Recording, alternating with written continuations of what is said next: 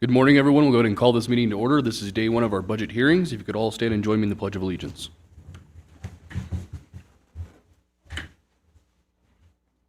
I pledge allegiance to the flag of the United States of America and to the republic for which it stands, one nation, under God, indivisible, with liberty and justice for all.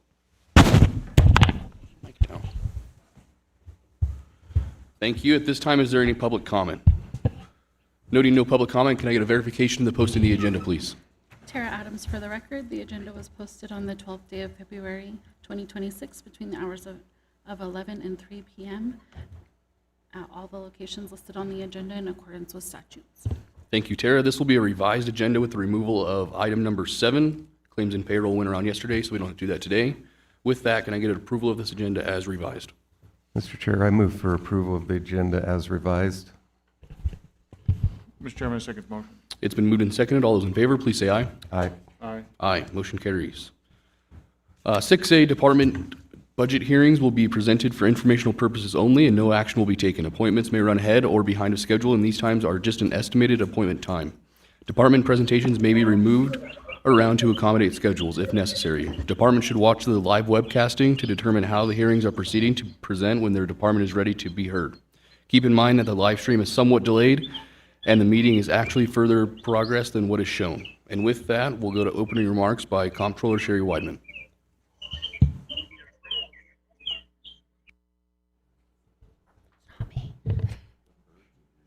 Thank you. Thank you all for being here. We'll start off with the first slide, which is we want to look at our budget the next 2 days. We want to look at the planning and budgeting environment. We have various pulling on our funds. There's board priorities, what you guys prioritize, possibly getting grants.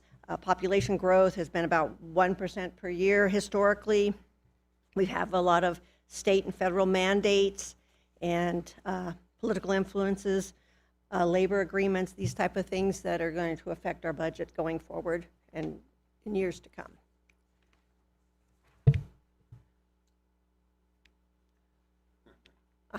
Be that way.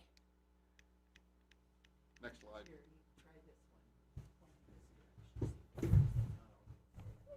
Went the long way around. Oh, I can just do next slide. I'm fine with that. It worked a second ago.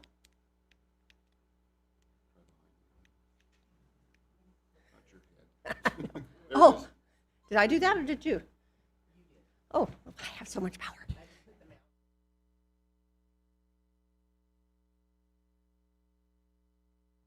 What I'd like to also point out is our stewardship over the taxpayers' dollars. That's our job, is to guard the assets and use them to the best ability that we can for the people of the county. And to remind you that none of the departments are self-sufficient, that all the departments share revenues, and certain revenues are allocated, like the road department has specific allocated revenues, but the majority of the revenues that have come in are for everybody. Our property taxes are about $11.7 million in 2025, and our sales tax were $11.6 million, and sales tax. So, I mean, the $11.6 million was property taxes in 2024, and sales tax for 2025 were about $9 million, and the previous year was $8.6 million. So our revenues are only going up roughly about 3% a year, and they're all shared.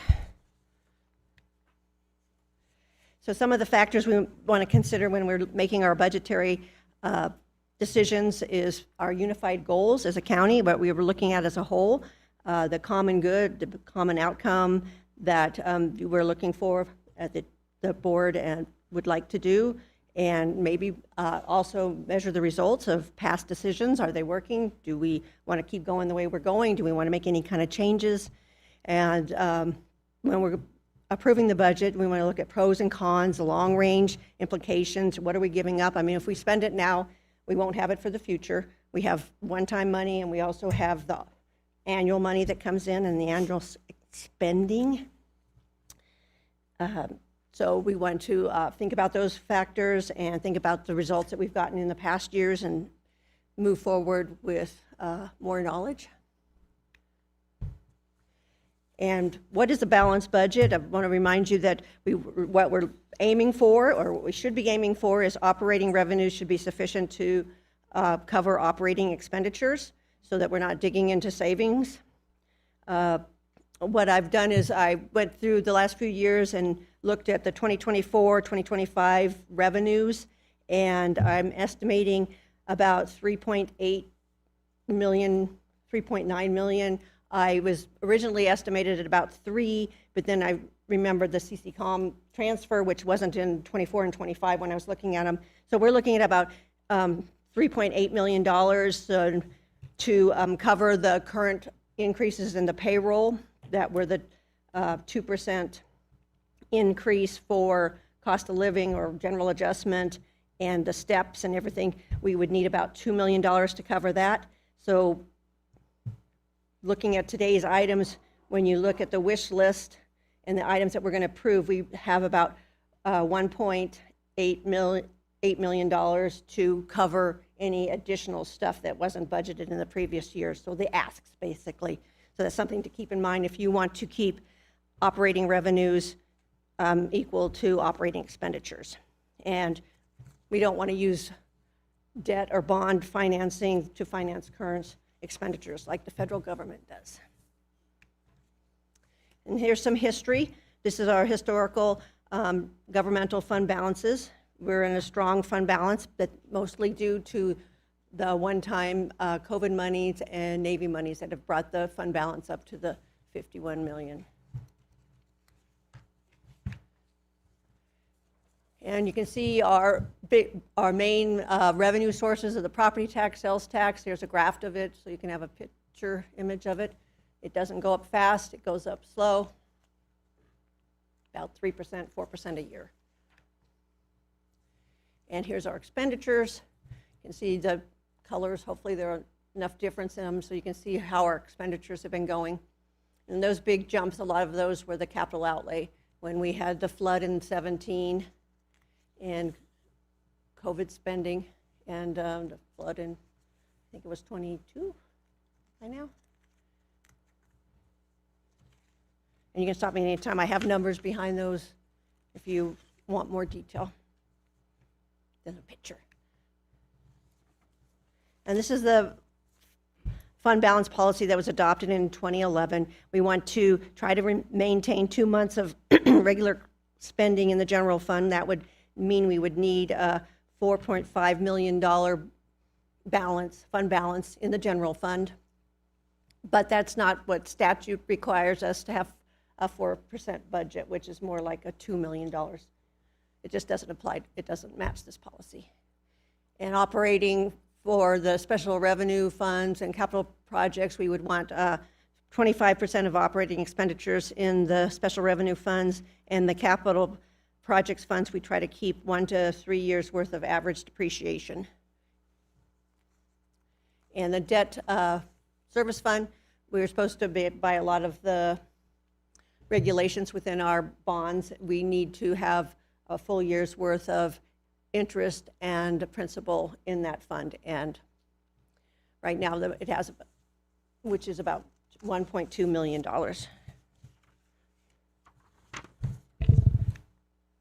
And so this is the budget you're looking at today includes, we didn't have a PERS increase, and so those numbers remain the same from 2026 all the way down. And health insurance, we budgeted about an 8% increase. We don't know what that is yet, but we think that's a good estimate to start with. We're hoping for lower always. And we put a 2% general adjustment in there for the county employees and elected officials, and the regulations that came out last year regarding the commissioners would increase theirs of 3%.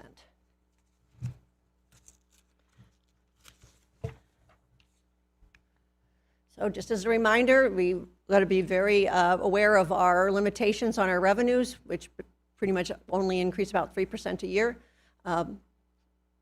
Federal PELT has been stable. Maybe we could get more CCCOM PELT, that'd be wonderful. And the sales tax has been volatile with the way that the state software has been going, so, but it is on an upswing, so I mean, the numbers are looking good. compared to last year, and we're above budget. So maybe those will be nice. Again, they're always delayed. I mean, I think we've only gotten through November, so we don't even have the December numbers yet. So those are all my reminders. And with that, we're kicking off the budget hearings, unless you have any questions. Thank you, Sherry. Any questions or comments from board or staff before we get started? Thank you. Thank you, Sherry. Okay, we'll start with our first appointment. That's going to be District Court. And the floor is all yours whenever you're ready. Good morning. This is Tom Stockard for the record. And I do want to thank Pam Moore for her technical expertise in helping me to appear remotely. So thank you very much. We have just a few asks in this year's budget that we've outlined, and I just kind of want to go over our rationale behind each of them. Our first is we are asking for an additional court clerk position. We would anticipate that would be a step one, probably a trainee, which we've had great success doing in the past, and bringing them in at step one of the court clerk trainee level, and training them up and helping them grow into that position. It's just simply from a workload perspective. I know in the last legislative session we came very close to getting an additional judge. We still have the work. We're getting some help from senior judges, although they are graying a little bit, and I think they have a couple years left to help us out, but we still need the court clerk help because that is what helps move the cases along.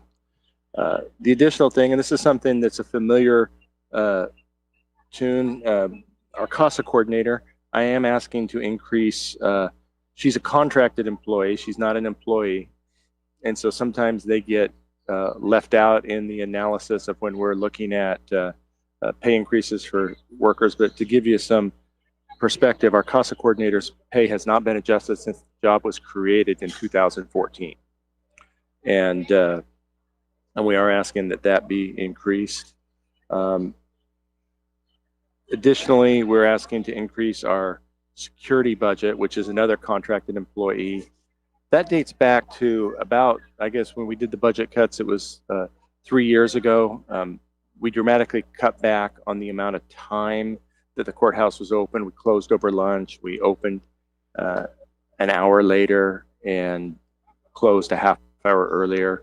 We've looked at what that does, and I think we can still keep the hours in the mornings restricted, in the afternoons, but closing over the lunch hour requires counsel who may have an all-day trial to clear out of the courtroom, where if we're able to have the security officer there over the lunch hour, we could remain open to the public and just better accomplish our service to them. We're asking for a $1,000 increase in our training. We just found that there are some opportunities, particularly with our new software system, to continue to train up our employees so that they can do some of the enhancements that we don't have to then contract out with. And we think that that $1,000 will help us do that. We're also asking to increase our furniture by $1,500. We were looking at our courtroom chairs, and they're just very worn out. And that just has to do with a lot of times we have inmates in belly chains, and they're just really, really hard on the chairs. We look back, and they dated back to, I think it was 2018 was the last time we replaced them, and they are worn, and we would like to do that. And we'd also like to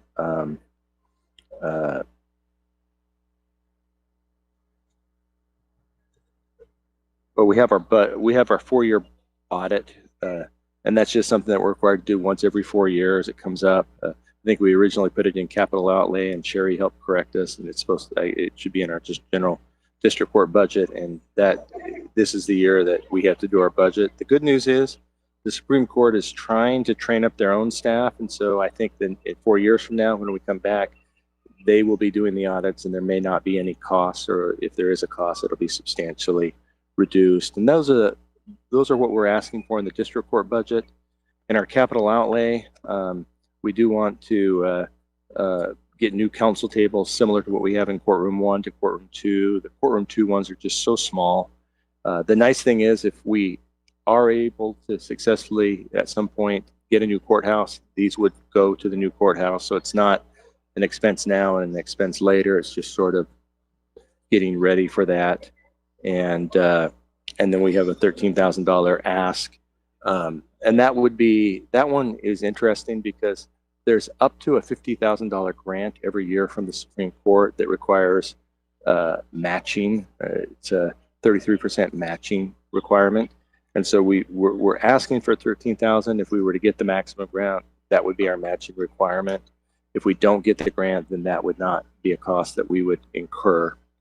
And those are the things that we're asking for, and I'm happy to answer any questions. Thank you, Judge. Any questions or comments from board or staff? Okay, thank you for your time. I appreciate it. Thank you. You guys have a great day. You as well. We'll jump Thanks. to Social Services, Life Center, CART, and Central Nevada Health District.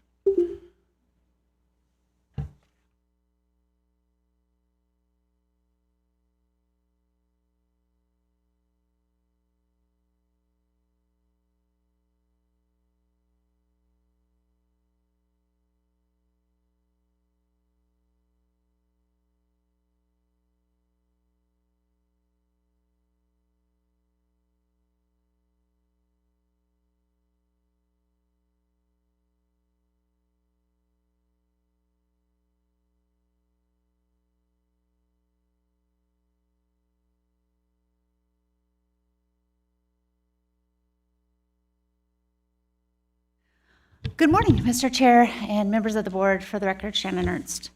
So as what I've done is pretty much just highlighted with all of the budgets we have within Social Services, Life Center, and then we're also presenting Central Nevada Health District. As you know, Social Services budget is quite complicated based on the different revenue sources, how they pass between 394 back to 220. You're looking at 3 different tax revenues and then the grants. So I'm just going to step through each account. We're really not asking for anything, so you can take a deep breath. 420 really is our project for grants. It supports all of our programming. You see our grant expenditures from here minus the salaries, because the salaries come out of 424. The revenue comes back in through the matching account. We have a matching revenue to every expenditure for a grant as tracking and required. CART, it does show amount in there that does not come back from a grant. That is our match required. That amount will get transferred over to Life Center to meet that matching requirement. Based on the CART budget is now not in Social Services, it's now located over in the CART budget under Life Center. 421 is our direct services. Really, this is coming from our indigent fund. This supports our mental health efforts, direct support such as grants to needy. Individuals coming in, we provide some rent assistant utility to keep them to maintain their homes. And then we use a lot of it to match our other grants. So it plays a lot with 420 and 428. 422 is our direct indigent services per NRS. This does have to, by mandate, increase by 2.5%. This plays with 394. We use our first amount from here to meet our indigent obligation for our Medicaid match, which is our 8 cent. When you really look at that Medicaid match, this is kind of where our budget starts to go a little upside down. We are required to pay up to 8 cents for that Medicaid match. Up until 2 years ago, it did not cost us the full 8 cents. Now we are at the full 8 cents cap, and the state is picking up the additional obligation. So we pay the first amount from this line item, and then we go to our 394. This also provides for our indigent support for jail medical. What we do is every November, we take all the intake forms for the jail. We assess those to determine who would fall under indigent, and we come up with that percentage. That is increasing annually, so you know. And then at the end of the year, based on the actual expenditures from the jail for medical, that percentage is now transferred back to the general fund. So to help offset that. Sherry's giving me a weird look.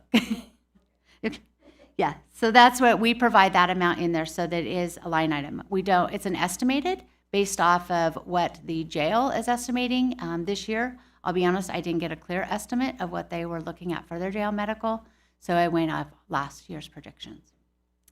We go to 424. This is overall operations budget. This is all of our salaries for essential staff within the social service department, your department head, and your public guardian assistant. These, you look at our grant allocations. If you take all of our grants, each one of our staff have a percentage that is transferred back basically to offset this number.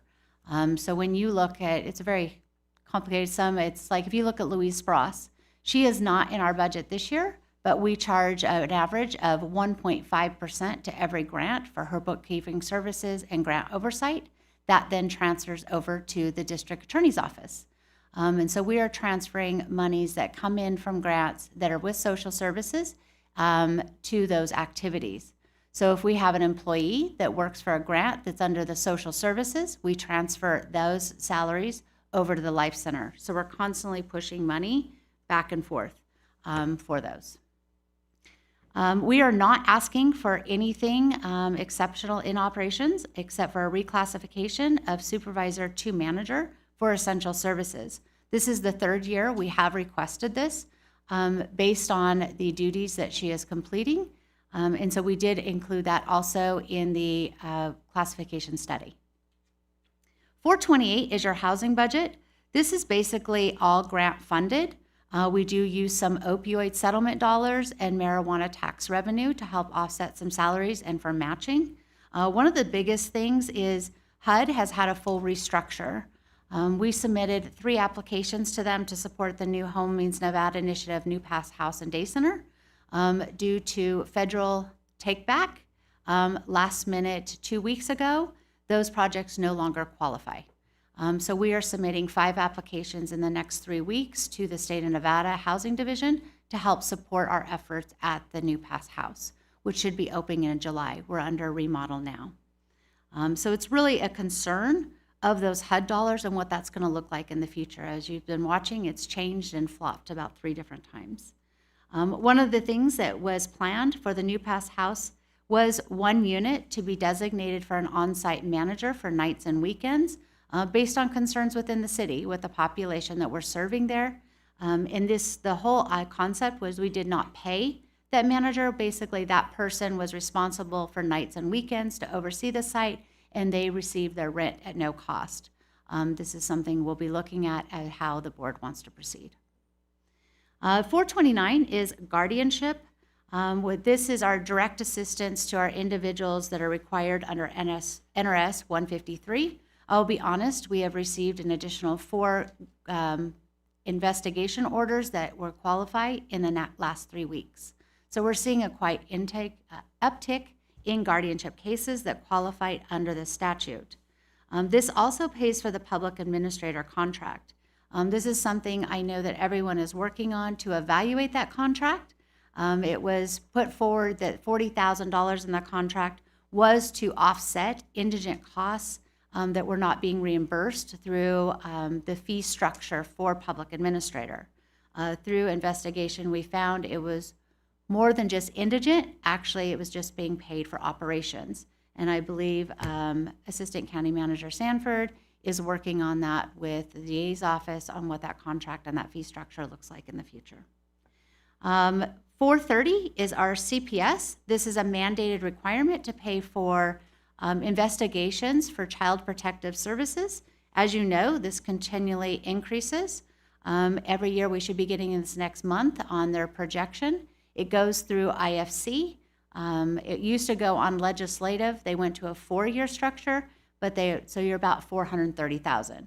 I would guess they're going to come back with a 5% increase because that's what they have done for the last few years.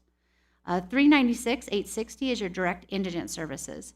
This is really paying the indigent accident fund. This is paying your indigent Medicaid match that is above the 422. And on the bottom, I did outline for you the funding sources, the grants, the social services tax revenue, indigent tax, and when you look at that indigent tax, it is that 8 cents, and we're receiving the 6 in the IAF. One of the nice things about IAF, which I presented to you a couple of weeks ago at the board meeting, is we have been receiving a reimbursement based on the Medicaid Reform, Health Care Reform Act. Most people are not indigent medically anymore because it's a last resort. So you don't have income, you don't have any of those, you would qualify for Medicaid. So we show that they qualify for Medicaid, they're not indigent. So someone gets hurt on our roadways, they apply to Medicaid, and now the county does not have to pick up that bill through this fund. So that fund grew and grew. They determined that that should come back to the counties. The first 2 years, we applied for special projects to be applied to us. Now they do a calculation on how much should come back to the counties. This year, we received back $280,000 back. That $280,000 needs to be applied to the Medicaid match, but then that opens up $280,000 within that indigent budget to be utilized for other projects. If there's any questions regarding social services, it's clear as mud. Any questions? Yeah, I have a couple of questions. You have some drastic reductions in a lot of your budgets. The 420, I get that you don't have that $645,000 grant expenditure for CART anymore, so I understand that. But you have a significant reduction in 421 in the services and supplies. It's down by about 60%. Is there any reason why that's going down so much? Because we had to cut some things we're going to do in order to balance our budget due to salary increases. Okay, We do not touch the general fund, and so we have to make work what we have. okay. 422, payments to, I'm assuming that's convalescent center? Is that what that stands for? Correct? You had a budget last year of 230. There's been no activity there, but yet there's a budget of only 198. Is that a payment at the end of the year? Is that why that's not on there yet? We'll do a true-up. So basically, within our accounting, that convalescent care is that Medicaid match payment. So we should have allocated the first 230 there, and so we have paid 100% now. So we'll do, at the end of the year, when we do our transfers, we'll do a transfer for 394. Okay. And then 424, there's also a considerable reduction in your services and supplies from from 108 to 85. But this year you've already spent $128,000. So is there a reason why that budget is being dropped? So when you look at the contracted services, what we paid out, that gets reimbursed through our miscellaneous reimbursements, such as our NCAA and travel. We're projecting that we will not have that over the next year, and so we wanted to align that back. Okay. And then finally, is 425. That too is about almost a 75% reduction in services and supplies from 387 down to 99. And you've already spent 129. So again, same. Yep, Okay. same scenario, we're realigning. All right, thank you. We have to readjust, and our office knows we don't get general fund. We have to go off our projections of what the tax revenues are going to bring in. We have received PILT in the past, but I calculate that PILT in to kind of help offset the tax revenue that we're not receiving, because we had that reduce from our 8 cents down to 6 cents. Well, we started at 4, we're up to 6. So that's where I've accounted some PILT in to help us align. Thank you. I also wanted to note that a lot of her stuff is grant funded, so there'll be grant augmentations that may affect some of those expenditures. Okay, thank you, Sherry. Any other questions? Okay, keep going. Okay, so we're going to move on to Life Center and CART. I did these as one, and really there's nothing to be asked for. We are purchasing the new CART vehicle this year. You're looking at basically receiving senior tax, so we're aligning our budget with that, with the grants we receive and the fees for service. So there are no special requests. One of the things I did note on my handout to you is we have budgeted for the last 2 years to upgrade the beauty shop. This is something to meet compliance, to maintain that beauty shop. We have a beautician that rents the beauty shop, and we should have another station rented. Our goal was to get that second station rented this year. That project has been handed over to Public Works to complete as of December. I don't know if it's going to get completed this fiscal year, so I would request if it's not, then we move that over to next year. It's just an unexpended. So that's all I've noted for that one. Any questions on that? And just to note, that 24,000 is not in your wish list, so it hasn't been put in the budget. If you were to approve it, it would need to be added. Yes, I just want to make Yeah, sure that if we I'm don't get it hoping done. it's done this fiscal year, because if they get inspected, we probably will not have a beauty shop at this point. Okay, Is this Department 401, is that right? Is this? So this is the 396-401, correct? Okay. You have a budget request for vehicle repairs. Are your vehicles not done by fleet? They are done, but they're covered by grant. So Okay. we have to, there's a mix with it and a match, so we're going to have to pay a portion to show that. Okay, thank you. Okay. Next one and last one is Central Nevada Health District. This one is basically a standalone fund that is managed by Churchill County through administrative agreement. I did, if you note the Form 1, it really kind of summarizes some confusion because it shows that they are not balanced. When we submitted the budget within Tyler, we actually adjusted some salaries in order to make it align. When you look at, we have an administrator position there, it's at a different rate.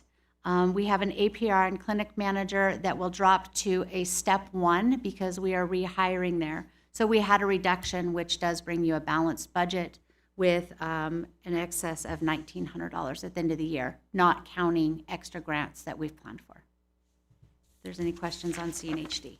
Any questions on CNHD? Okay, is that all you have? That's all I have. Okay, thank Have you. a great day. We'll jump to our 855, emergency management.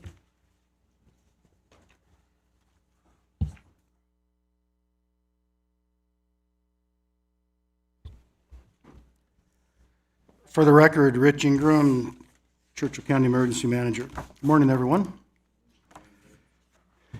The emergency management budget is pretty straightforward for the most part. On the surface, it may appear that there's a fairly substantial jump in the increase in the amount of monies that we're requesting. But a little bit deeper dive can explain some of that. The smaller accounts, I'm looking to shift some monies, as you can see in the budget request. It amounts to $300. Not a big deal, but it'll help as I go along throughout the year. In discussions with Assistant County Manager Joe Sanford, there have been a couple of modifications that he, I believe, is prepared to speak to today, and certainly when he's finished or during the course of his explanation, I'm available to answer any questions that you may have. Thank you. So there should be you'll see there's some major increases in the ask for the CERCLEPSI type equipment pieces. When I was originally talking about this with Rich, we were talking about how we would plan to budget for grant expenditures. Rich receives large grant funds, and it's the majority of his expenditures are related to grant funds. And so we wanted to ensure that he felt that he had the ability to spend all of the grant funds that he receives. And so the budget that you have in front of you is the full amount of grants that he expects to receive next year. In speaking with Comptroller Weideman, we had some concerns about booking grants that we haven't actually received, especially for equipment. And so I think the plan is to have an aligned plan for not only the Emergency Management Department, but all departments on grant funds and grant expenditures, which is for employee salary grants. Those will have the revenue from those grants included into the budget to offset employee costs, employee expenses. But for equipment and supplies, the intention is to have those budgeted at the amount of the match.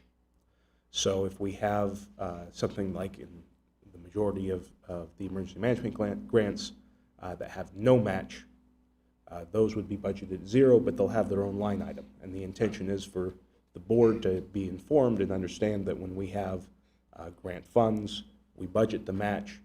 And then other than that, everything that comes over and above, and so you will see negative numbers there, those are good things. That is a grant that was actually received. It was a grant that was actually expended. And then, of course, if we don't get that grant, then we don't have money that we've set aside to spend that we aren't actually going to spend. So that will be uniform throughout the entire budget moving forward. Okay, thank you, Joe. Do you have anything else to add? I do not. Any questions or comments from board or staff for emergency management? Is that grants, are they going to be shown in his budget line, in his section? Yes, so they are currently separate line items. I believe it's CERC and LEPC is the line item for the grant expenditures. Those are the two grants that he receives, and there's also the EMPG grant. Half of it is going to salary, so that will be budgeted, and then the other half that is not will have its own item or be included in the other grant funds. Would that be standard for all departments? The grants will Yes. start being shown in their department? That will be standard for all departments. I mean, now if it's personnel will be separate because we aren't going to break out personnel that way, but for the equipment and things like that, that is intended to be separate. Any other questions? If I may, excuse me. Go ahead. The CERT grants are the no match required grants.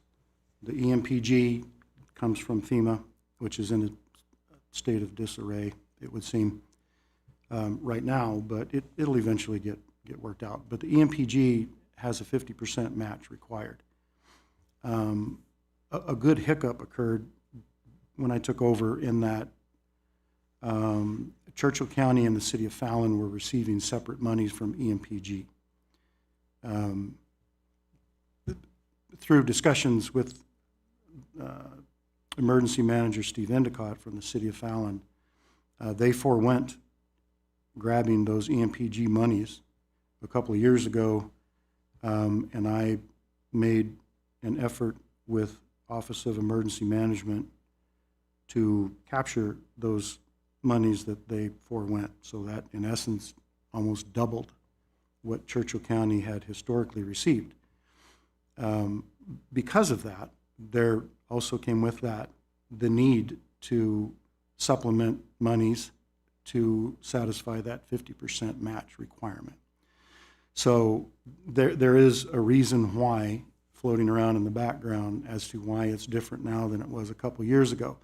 That when I say a good hiccup, it's because the county and more so the entire community, because we're working with the city of Fallon, are the recipients of more federal monies. Now, it does require a match, but the benefit is that we're getting items that we have been identified as being needed for 50 cents on the dollar, if you want to look at it in that respect. So it's a good problem to have, but on paper, what it results in is an increase in the monies required to accomplish that match, realizing that on the back end, we're receiving reimbursement from FEMA, if that makes sense.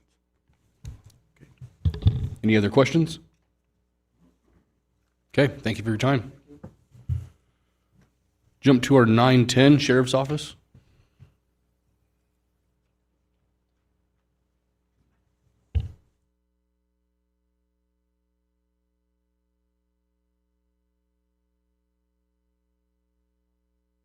Good morning. How are you guys?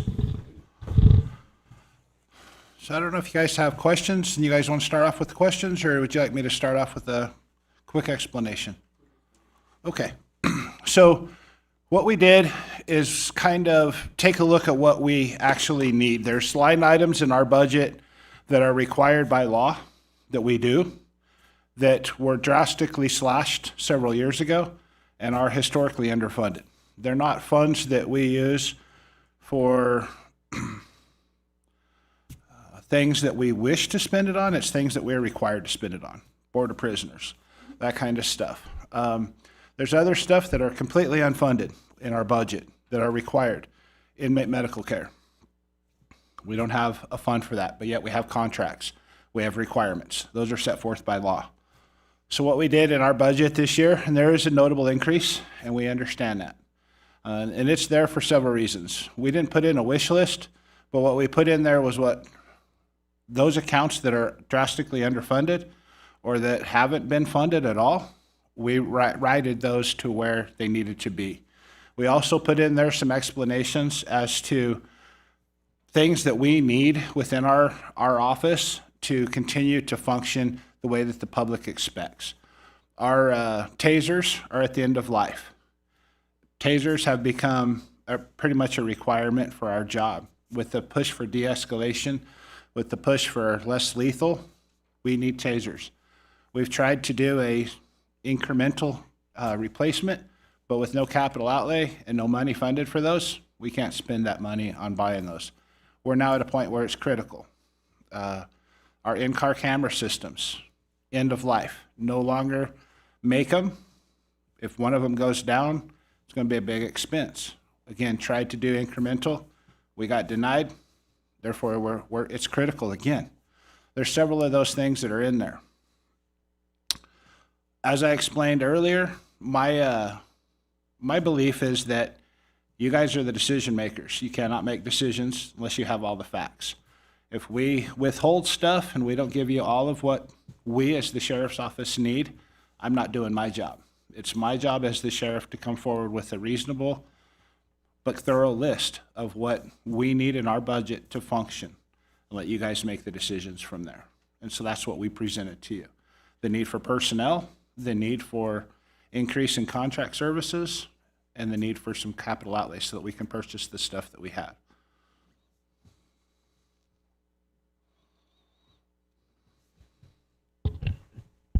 Any questions or comments for the sheriff? Yeah, Mr. Chair, I have a couple questions. Okay. Thanks, Sheriff. So when I was involved with HR, I saw the struggles that you went through in trying to hire deputies. And I'm not certain, maybe Joe or yourself can answer at this point, if you are fully staffed at this point in time or if you're still in the hiring process to fill your allotted spots. We're still in the hiring process. We have two open slots right now, and we have 2 people that are in backgrounds. So we're hoping that both of those will pass. We haven't had a great run, but our fingers are crossed. Okay. And that kind of leads me to my question. You've struggled in the past to hire open positions that you have. You're asking for 6 new positions. Is it really feasible that you're going to be able to fill those positions? I would argue the point with the new. I really would, because those positions were ours before. They were taken. Yeah, they were. Go back a couple of years when Jim Barbie was the county manager. During one of these meetings, he said, we're taking 6 positions away from the sheriff's office. That was on the record. But those were unfilled positions, No. correct? One of them, the guy retired, and made it unfilled, and they took that position. That was Sergeant Ronnie Bell. Right? That was Sergeant Ronnie Bell. The other one was in our investigations division.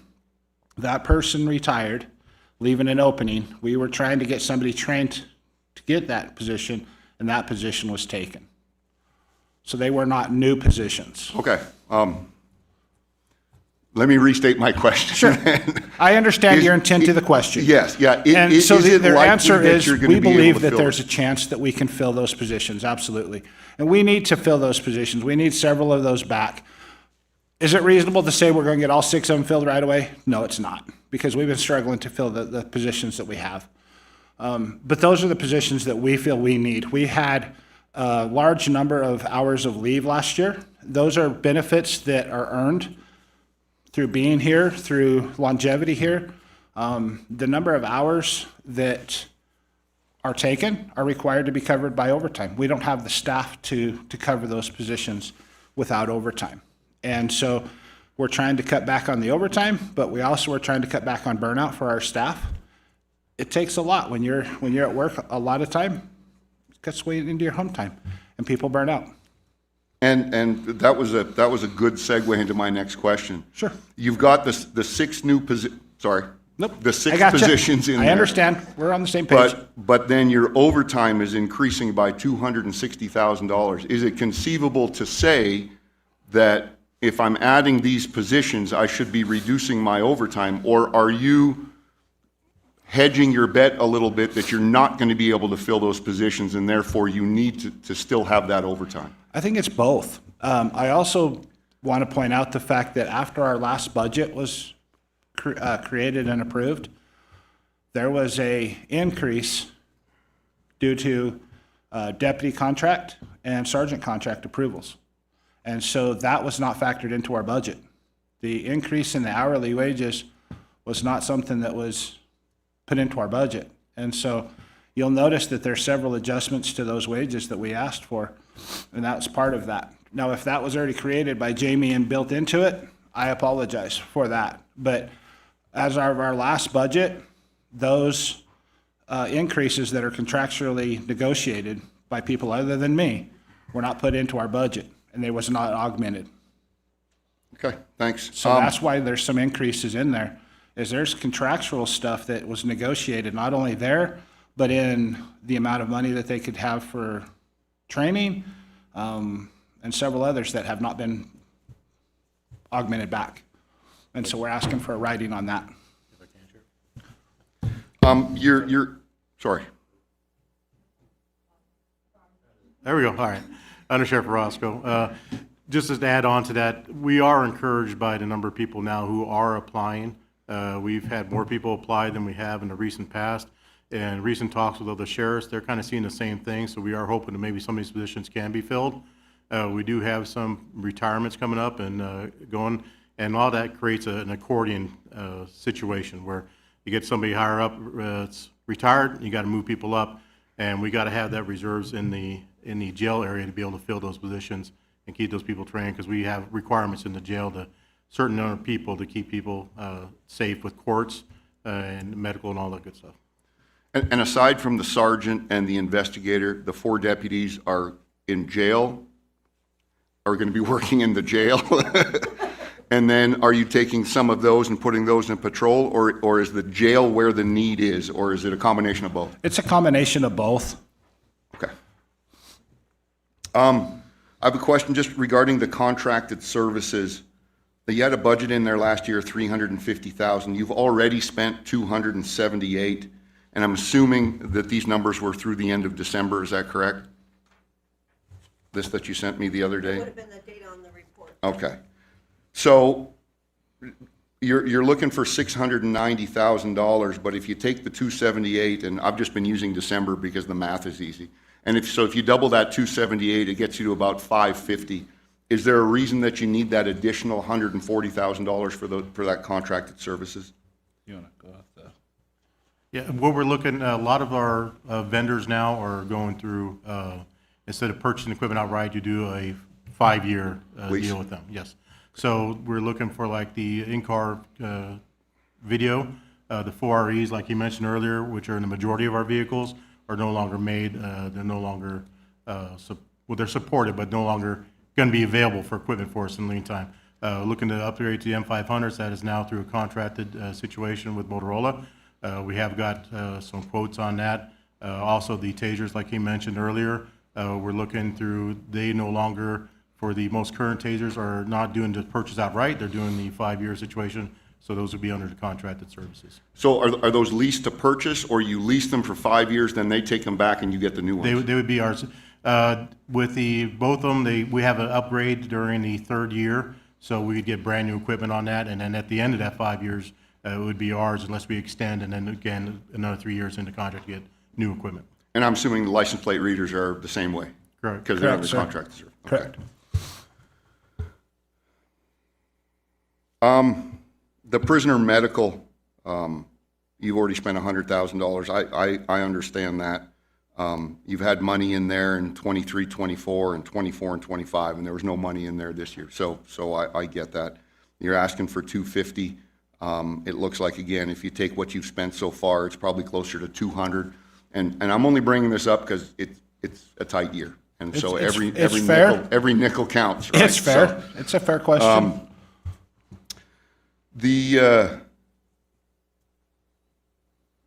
the facilities cost, the jail repairs and maintenance, again, there was no money in there for that. That might have been stripped.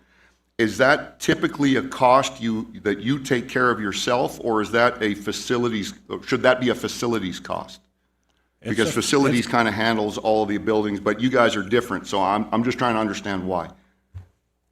We don't understand either, but there's costs that we bear. We don't have any funding in there, so we're asking for funding to cover the costs that we bear, because if we don't have it, we can't just let the facility run down. We can't let things be broke. And I understand, and So- buildings get older and things happen. I mean, we've seen things happen now. There's been no money expended in that this year. And previous years, you've spent 15,000, 10,000. I get that things are getting older. I just Part of- question if part of the- 100,000 is excessive. Part of the issue is some of the work that's been done at the buildings have been done by me. It's also been done by some of the captains, because we can't get it done. And we've asked, and they don't have the time to get it done, so some of it's been done by us. Some of the stuff has been bought by us. I don't think that's fair, and I can't continue to ask the staff to do that. And so we're asking that the county. Well, then that's kind of why I'm bringing this up, to And see if that's that why we're should be answering. somewhere There's else or not. Not antagonistic at all, and I hope you're not taking my answers as No, antagonistic. and absolutely not. I'm just trying to give you an explanation that we've been buying them some of out of our own pocket, and some of the stuff we've been doing is on our own, and we're just saying, hey, I think it's time that we get some help with that. Under Sheriff Roscoe again. Sorry. The sheriff did have to come to the county here recently to get monies for repairs because of equipment that was now not in our budget. Matter of fact, we're gonna have to probably come to you guys again for a little bit on that similar part of the project. A much smaller price than they originally hit us on, but there's costs coming up in equipment that is now getting to be outdated or used for wear that will have to be replaced. It's a 7-year facility now. And in talking to a lot of the vendors, when we go to some of these places, they start telling you 7 years about the time when you got things that have to be replaced and updated. Fair enough. Sorry. Wanted to add some comments on that. The difference between the maintenance is when they call out for maintenance within their department, they incur the bill, whereas if facilities calls it out or does it, it goes to facilities. And I get that, and I So, know you've okay. had some repairs this year, but there has been no money charged to that account. So that was the reason I was bringing it up, because I thought, well, maybe facilities did it and it got charged to their account, so. IT, I see that you're looking to replace some laptops. I would like to see that go through IT. I know we've had some concerns about IT, I recognize that, but I think we're on the way to fix that, and I would really like to try to keep that as generalized as we can, unless, and we're not having IT go out and buy 1,000 laptops and say, all the same, and say, here you go, here you go. They will look at what your needs are and purchase them through IT, just because we feel we have some purchasing power that way when we buy more than one. Okay. I don't have any problem with that. The reason that we put it in the budget is originally we had money in our budget for computers. You okay? No. Okay. Thank you for asking. We had money in our budget, and then a few years ago, the county changed policies where money was taken, put in a computer thing. A lot of what we do is laptops. We have laptops in our cars. That's how our guys communicate. That's how they receive CAD, which is the computer-aided dispatch. When those things started to hit that 5-year mark, which is about the life of a computer, especially if it's used almost every day, we needed to start replacing them. I approached the county at that time and said, hey, how do we buy laptops? Because my laptop fried. They said, buy it out of your budget. And I said, okay, I don't have a budget for laptops. You guys took our money. And they said, well, that money that was taken was not for laptops. It's only for desktops. And I'm like, well, when we had it in our budget, it was for both. We were told by the county it was not to be spent for laptops. They said, use your budget. I said, I don't have a budget. Therefore, we put it in our budget because that was what we were told, and we need it for our cars. If there's a different plan in place, we're willing to play ball, but that's why it's there. And I mean, we're buying laptops now through IT, so I'm not discounting the fact that you've got aging computers. I would just like to keep it as centralized as we are trying to do, if Joe's okay with that. No, and this is something that you'll get later in the data processing section of the budget. We have a fairly large increase in ask for computers and laptops included for replacement. And so that was where these would be going. If that's the plan, That's the reason it's in our budget is when we tried to get them through the county, we were told prior, this was before Joe was in that position, that that's not what that money was for. And so we need to put it in our budget so we can give you guys what we need. You guys can make the decisions as to how it needs to be spent. And just a couple more. Sure, go ahead. You're looking to get some drones. Did the sheriff's office not get a couple of drones a couple of years ago? Are these replacement drones, or are these in addition to? Are they different kinds of drones? Yes and no. The drone that we have now was down for an extended period of time because of broken part. And so we're looking to supplement that because when there's events at the fairgrounds,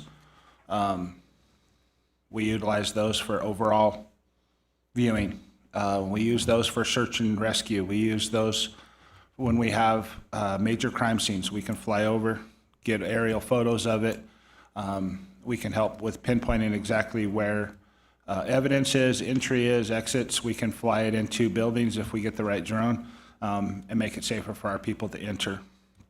And so we're trying to add to that program and make it to where we can keep the people of Churchill County safe. Because when they had the Turning Point event and several other events at the fairgrounds, we have flown that over the area just to make sure that we were keeping an eye on places and people that save man hours.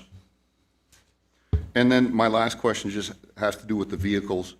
I know you've been working with Fleet as part of the new program that they're putting together to replace outdated vehicles. It says in here that you're trying to or that you're wanting to replace aging patrol vehicles.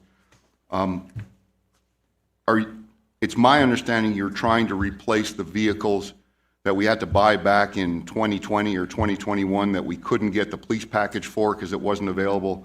Or are these high mileage ones that are being done? They're high mileage. We have two 2013 Tahoes that have over 170,000 miles on them. We have another one or two other vehicles that are over 120,000. And so we had initially put in for three.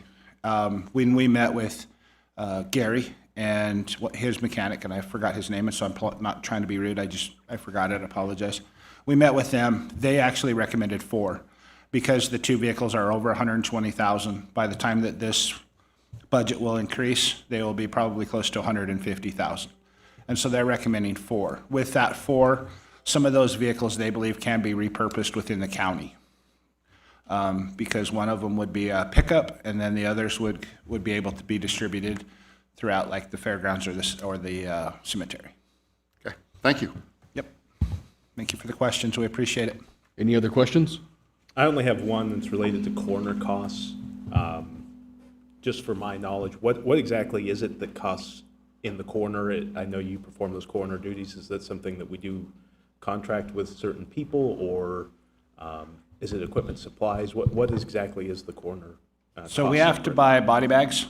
We have to buy masks and filters because some of them, we don't know why they've died. And then there's always the smell. So we have to buy Tyvek suits when people are decomposed in their homes. Rubber gloves are a big one. Rubber boots are also requirements for some of these houses because you don't want to ruin your $200 patrol boots and your uniform. So we have those, but also just the cost of the autopsies. We have a lot of doctors that are afraid of signing of the death certificate or the burial permits, and so we have to find out. We have to figure out a reason why this person died. And so autopsy costs, autopsy frequency has gone up, as well as the other associated costs. Before, our mortuaries also did not charge us for the transport back and forth. With the new ownership, they're now charging us. So that was always something that was included with the package. Now it's not. Now we're getting bills for each time that they transport or return a body. And so costs have gone up. And we can't predict how many people are going to pass away in a year. And so with those rising costs, Tyvek, body bags, and there for a little while we were fairly stagnant with it on body bags because the state had a lot of body bags after COVID. I know it sounds morbid, but they did. They had a whole bunch of body bags, right? And so I towed a trailer to Las Vegas, under Sheriff and I did. I think Captain Timmons was with me. And we loaded that trailer up with as many body bags as the trailer would hold. pallets of them, and we brought them home. And so we've supplemented the cost that way. We're near the end of those, the usefulness of those anyway, and so that's the reason. Any other questions? I just want to add one comment here. In the 2026 budget, the sheriff had asked for multiple things under personnel, and he was given a choice whether he wanted a deputy or to reclass as captains, and he had chosen to reclass as captains, just for a recap of last year. Thank you. This year. Okay. That's correct. Any other questions, comments? Okay, thank you, Sheriff. We appreciate it. Thank you, guys. Have a good day. You too. Jump to our 9:30 recorder. Floor's all yours. Yes, Tasha Hesse, recorder for the record. I'm going to start with my recorder 130 budget. And the recorder's office will be increasing this budget by $1,260 in service and supplies. The only new fee on there would be for furniture for $500, and that was for new blinds in my office. So, any questions? Any questions or comments for recorder's office? And my Pretty next, easy. I have another one. Just kidding. My next budget, the recorder microfilm budget 135. I'm increasing that by $832 in services and supplies. As you recall, when you guys did the department tour, I was working on digitizing book preservation project. It is not in here because my issue was that it should go through the technology fund because that's how all the other recorders in Nevada have paid for this project.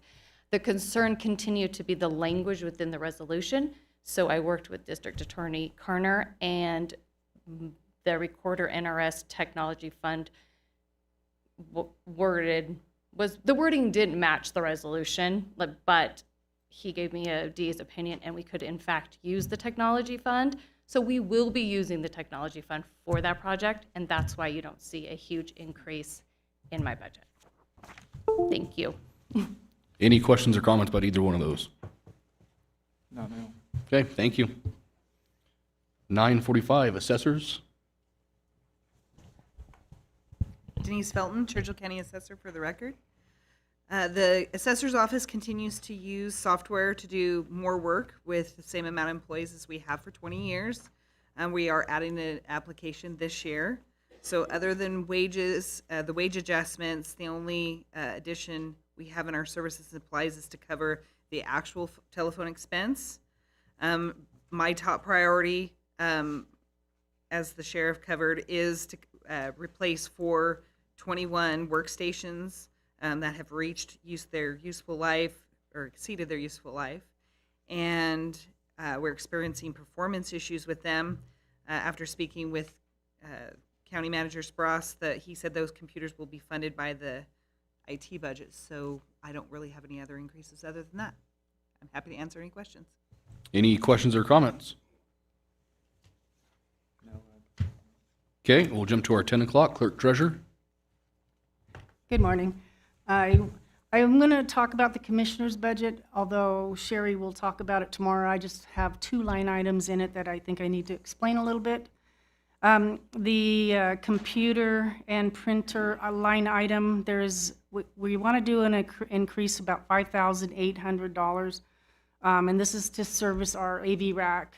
We have some must-need replacements right now, and we are going to be needing to do one of our switches.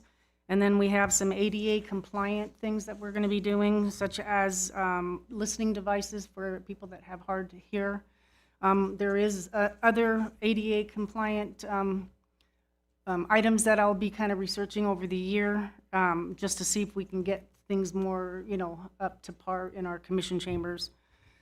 The original amount I wanted to put in there was, up to $14,000. That way, what I'm trying to do is not to have a huge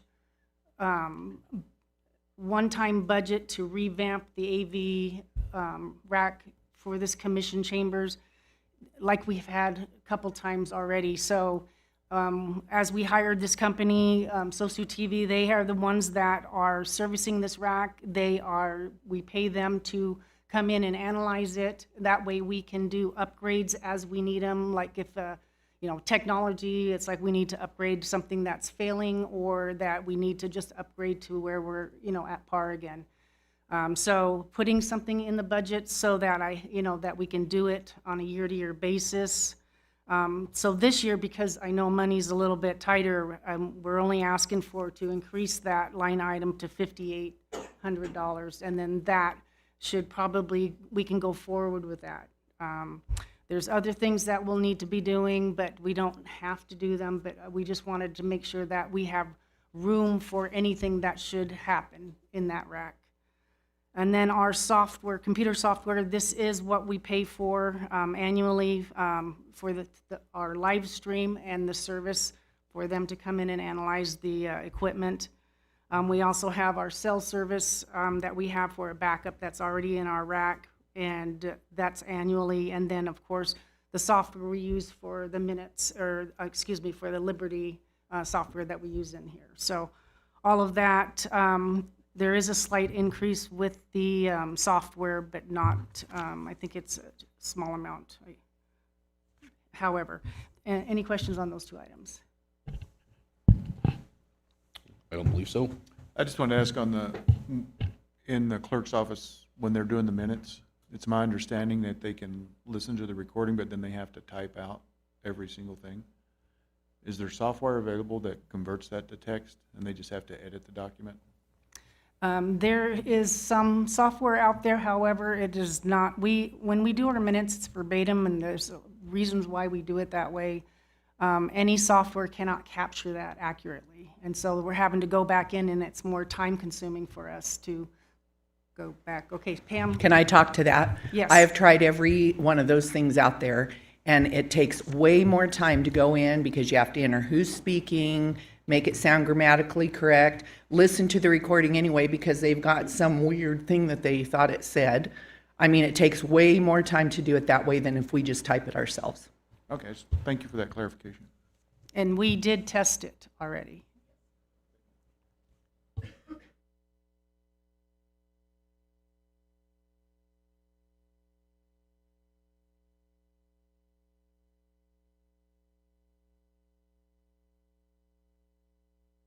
Okay, I'll go to my election budget. My election budget is just my software price that went, or I should say line item that went up by $13,100. And that is because of the voter registration, my interlocal agreement for our new voter registration top-down system. This is Churchill County's amount that we have to pay. I've always had a line item for software for that. This is just the increase from that agreement, which went up to $22,784.25. My election equipment license, that went up a very small amount, and then my setup actually has been staying the same. So the increase is basically in that voter registration software. I am anticipating that we are going to get grant reimbursement. We have gotten, $80,000 last year, we've gotten really good grant reimbursement. I anticipate that I'm still going to get that. I can't swear to it, but that's why I need to make sure that my budget's covered for the software, and then that way at least any reimbursement, if it's a little less than, but $80,000 would technically take my budget down to about half of what I'm spending. Any questions on that one? Any questions on elections? Okay. Clerk treasurer budget, software is going up about $440. That technically went up this year. I'm just kind of balancing it out. The only thing I added, you can classify it as my wish list, but it's for blinds for our office, $3,600 for them. I put it into my budget. I've worked with facilities for a few years, and it's not been done. And it's only because their budget has been expended fully and over budget a lot of times because they have so much facility. This year, I thought I put it into my budget, and then I've worked with facility, they will do the installation, and this will help with the blinds that are on the east side behind all my girls. The glare is just horrible, so if we put something more decent in, this will help, with that. Any questions? Any questions on that? Okay. Okay. We'll jump to Rat Pack. Whoever wants to take the lead. Shall I go? Denise Felton, Churchill County Assessor for the record. It's been the fiscal policy of this fund to help enhance the technology in each of our offices that use the fund. Accomplishments for 25-26 include our parcel genealogy GIS project, the Apex Geoport view that piece of software that I referenced in my other budget that we're going to start, we're going to go online with this year. We purchased a laptop for the commission secretary. We rewired the recorder's office with Cat 6 cable. For recurring expenditures, we've increased the line item to include the digitizing archiving book project for the recorder's office this year. We also have aerial photography contracts that this fund pays for that we use. And I will note, in case somebody wants to ask about drones, we don't use drones in our office at this moment because our flights are, geospatial, so they tie to the earth. So when we measure, we can get accurate measurements, and so they use the LiDAR technology to tie it to the earth. There is some technology coming out there. There's a vendor that does it with drones, and they do LiDAR with drones now. We just haven't gotten to that point, and I'm not really quite even sure what the expense is on that. So we haven't moved to that point because we don't, right now drones are just basically used for visual. Ours is actually tied to points on the earth. So we use this fund for that. The other thing for 26 we're looking at getting is a plotter scanner. My office has plat maps from the 60s forward. One of the previous recorders actually digitized all the plat maps from the early 1900s all the way up to the 50s. But those ones from the 60s forward are sitting in my office, and of course they're aging, but we use them all the time. So my goal is to get those scanned, and eventually I'd like to tie them into our GIS layer where people can actually view sections and as they change over time.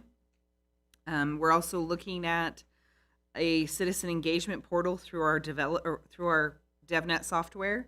I want to finish a couple other projects before we get there, but we put a placeholder in there.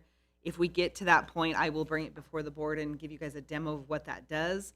But that allows the taxpayers to actually go out, log into a portal, access a lot of their records, and submit a lot of things online. So that's a pretty exciting project that we'll get to eventually. So I'm happy to answer any questions. Thank you. With that, any questions for Rat Pack? Concerning that plotter scanner, is that a one-time event? Once you get that stuff scanned in, you don't really need the scanner, and do you not really need the plotter, or do you need a plotter? So the reason we were looking at purchasing one is so we can actually just do it in-house. It's a little hard to go do it, but... And we would use it as well. Correct. So it would be multi-usable because we could scan some of our old maps as well. So, and old books that... Yeah, so once we get kind of through the project, we can actually even just shift it over to the recorder's office for their use after that. But it would be continuously used. Correct.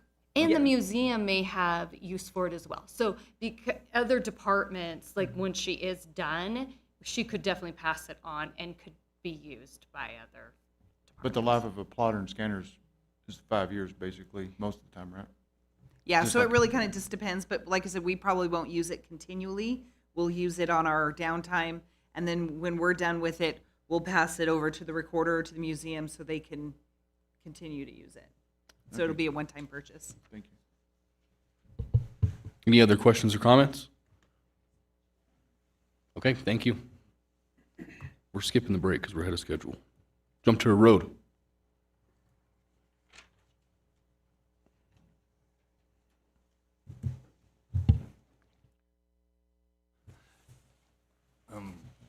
Gary Fowles, the road supervisor. So I'll get through this pretty quick. The first item is street lighting. I increased it by 500. That's just a cleanup line item that I've been under a couple years, and I just clean it up and make it whole. I did increase the road projects 150,000, so it's going to be 550,000 just for additional cost, and I can do a few more jobs. Additional funds budgeted is 1 cent fund is 85,000. Equipment replacement fund is 450,000, which is 3 different categories: $100,000 extraordinary repairs, $50,000 tires, and then $300,000 capital outlay. Then the regional transportation 280 fund, I increased it by 200,000, which that fund right now, it's going to be 800,000, but it's got about 1.8 million, and the revenue in that account's about our part, the county's part, is about $800,000 a year, so it'll just stay flat at the 1.8 million. Public Transit 395 fund. Last year I budgeted 1.5 million in there. 900,000 was for the building. Of course, we're not doing that. We're buying the trucks. So the road department side was 600,000. So I increased that by 200,000 to 800,000, which that count has about 1.8 million as well, and that our revenues in that account is about 900,000. So then the Lone Tree project, what makes my budget look so wonky is 6.3 million, which is totally reimbursable by the Navy. I mean, the road department budget itself is actually about 2.8 million. My direct revenues are about 1.1 million. So basically, if I spend 90% of my budget this year, we'd be about 2.5. So we're in pretty good shape on our budget, I think. My top priority request is a new sign plotter. Ours is about 10 or 11 years old. Needs to be replaced. And a tire machine, which is 15,000. And if there's no questions on the road department stuff. So the fleet maintenance is pretty basic. It's staying the same, besides the step increase in the COLA for the guy. Service and supplies is 126,000 roughly. So that's it. Any questions or comments for Gary? I have one. For the tire machine, will that do every tire size you have, or? It won't do semis, obviously. Those are all done by hand. But yes, it does. We have an old one now that only goes up to like 16s, and I don't know the last time you bought a rig with a 16 on it, but it goes up to 16 to 24s, I think, or something like that, which, yeah, Okay. It does it all. And I just wanted to add a note. Go ahead. Here on the Lone Tree, that entire amount's going to be done in this fiscal year? It will probably be done next fiscal year. Yeah, entire amount. Okay, because I'm thinking that I want to reduce that budget, and then we would augment per the revenue that we receive, just to keep it. That's fine, but I mean, that job, you can pave that job out in 2 months. I mean, it's a 6-month project total, all in. So if I put whatever that you want much to in do. your revenue, you're going to get that much in your revenue? I know, it depends on how Yes. fast the state. Yes, Yes? yes. Based on the schedule that Loomis has put together for this project, it's going to be done before July of 2027. Yeah. July 2027 would be a different fiscal year. June 30th of 2027. Okay, I'm just saying, because we got a year end here. And if we overstate it, then it's hard to correct within the budget process or in the augmentation. Well, So I mean, whatever makes sense in your department. I mean, if you want to cut it in half and then then augment we it. can augment. I would feel more whatever. comfortable with that. And that may be the way to go. That is the bid that we gave to the Navy. It's Yeah. not a hard bid. They're going to reimburse us for what the cost actually is. So it could come down, Yes. If it goes up, it'll be through a change order process, and then we'll have to deal with that, how we I mean, deal with that. I just put it in there because I know it's gonna be done. It's not a hard job, put it that way. Okay, thank you. Thanks for that clarification. Any other questions or comments for road? Okay, thanks, Gary. Okay. Our 1055, Indigent Defense, Water Resource, and Community Support. Who's taking this one? Alexa is perfect. It's on for me. Alexa Robinson, County Manager's Office, for the record. Do you want to start with community support? That's kind of the easier one, I guess. We didn't request anything. We just kept it flat from last year, just literally cut and paste, transfer the numbers. So it's up to you guys. I don't want to, I thought about increasing the miscellaneous, but we're just going to keep it flat. So we're not Perfect. doing anything in that one. Any questions on that one? Is this now the time that we talk about shifting things around? We could shift things around, yeah, if you wanted to. Yeah. Go ahead. So on the community support, I'm okay keeping the amount the way it is. I was wondering if we had any interest in moving some of the people that are in the miscellaneous grants line. That's why I had those printed this morning. Do we have any of those interest to move some of those people out to a line of their own? And then by doing that, do we reduce some of the line items that we have to rearrange those numbers to other organizations to sort of equally support some of our programs that we help? Also, I'd like for us to consider, in lieu of writing a cash payment to some of these organizations where it's feasible, that we trade for facilities at that period of time. So if the county's going to charge them $2,000 for their event, then we just give them $2,000 of value at the 3C Arena or the fairgrounds or to that. So I'd like to know if we can put that into part of the approval to where it's either or, I guess. That's a discussion that would be had with staff, if that's viable for their organization, and we would like to encourage that. I would like to encourage doing that instead of giving them cash, but then they're going to turn around and give it back to us. Just have an agreement to trade for the services. So that was one thing. When you look at the miscellaneous reports, I would like to move the junior rodeo out on its own line, if we can. The junior rodeo has its own line?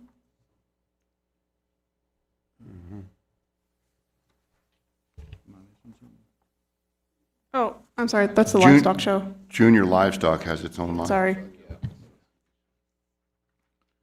So anyway, I'd like to move them out on their own line, and then, she made me lose my train of thought.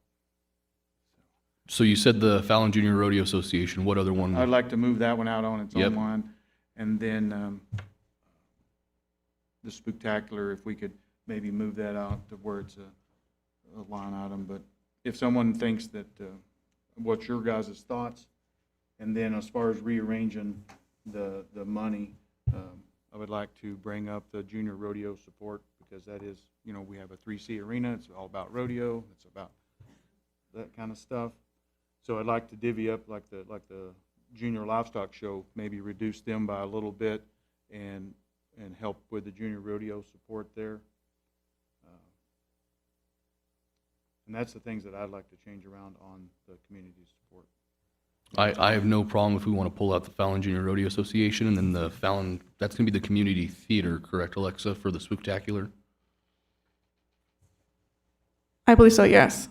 I'm fine if we want to pull both those out and make them their own line item. And you want to pull out the Spooktacular, but not like the Christmas lighting and all that?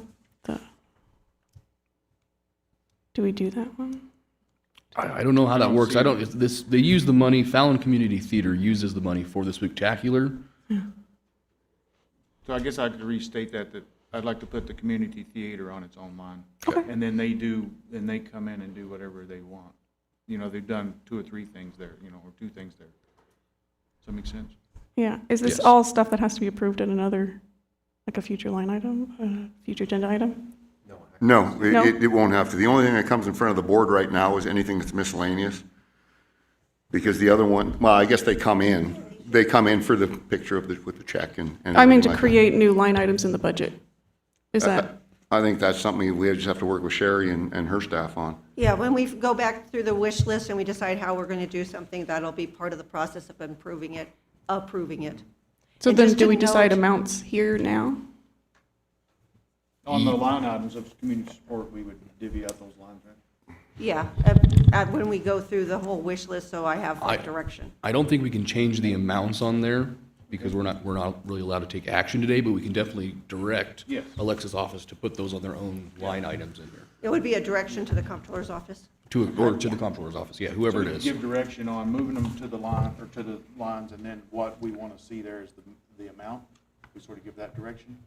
Yeah, but I don't think that's today, correct, Wade? Because we really can't take action today. We're 'cause not taking action, but We're give giving direction. them direction, yes. They're like, on this line item, we want to see them getting this much Yes. money. That's what The actual approval will be when I bring Yeah. the tentative budget back to Back you, to and you. I will list what we changed from here to there. Yeah. Also to be noted, if we are giving away facilities, we need to have an accounting process to do that because we're going to have to account for donated facilities and the revenue within Parks and Rec. And I understand that, and I'm Okay, just thanks. looking as an option of, another option too, that we can help more with less, sometimes. And I just want to point out, and I know that you guys know this, but just having that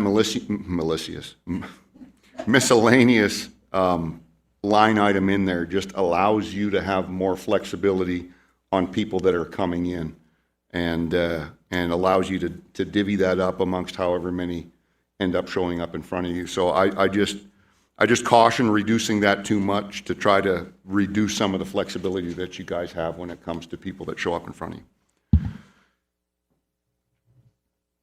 So what amount did you want to see for the Fallon Junior Rodeo Association? For this year, just to get it started, I'd like to see if we can reduce the livestock show by $500 and put $500 towards the junior rodeo, and then move the theater out on its own line item at the amounts that we gave them last year. If that's doable, which would be what I'm seeing so far is like. And take that from miscellaneous to keep it flat? If we're not rearranging, if we're only approving the 169, then we would just have to rearrange. Yeah. For the spectacular, remove that from miscellaneous. Yeah, we'd remove that from miscellaneous and transfer that over to its own line item. And then same thing with the Fallon Junior Rodeo, and that's fine by me if you want to deduct Churchill County Livestock Show by $500 and add that to the Fallon Junior Rodeo Association. And then the junior rodeo association is 1,300 this year, so it'll be like 1,800 next year. And then when we come next year, then we can look at it again and maybe Tweak numbers again, yeah. tweak numbers again. Yep, fine by me.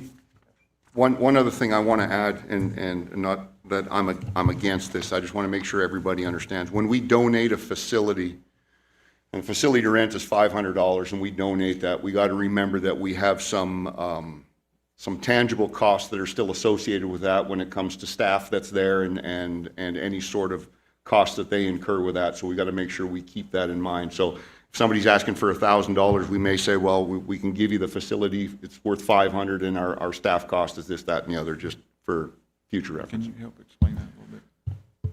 Yes, so we'll be talking a little bit more about this tomorrow related to the facilities, but as we do give, say, space at the 3C, there are some of our hard costs associated with custodial service, our people helping making sure that they have a contract, that they have their insurance and those sorts of costs. It is something that I would like to ensure that we will keep track of, so that when you look at, say, the budget for the 3C or any other facility we happen to rent or donate like this, we can address and say, this is how much of our revenue that we would have received that we basically donated. And that will be something you'll be able to address and identify. And I just like that, I sort of, my thinking was, is if we gave someone $5,000 and then we traded for services for $5,000, we would just move that $5,000 to where we traded the services. So like, they would still get money. Does that make sense? The organization just would not get a physical check. Yeah, it would be an accounting issue. Yeah, Yeah. we would just have, but we just need a process so that everybody talks and we know when the event is and how much they're actually getting.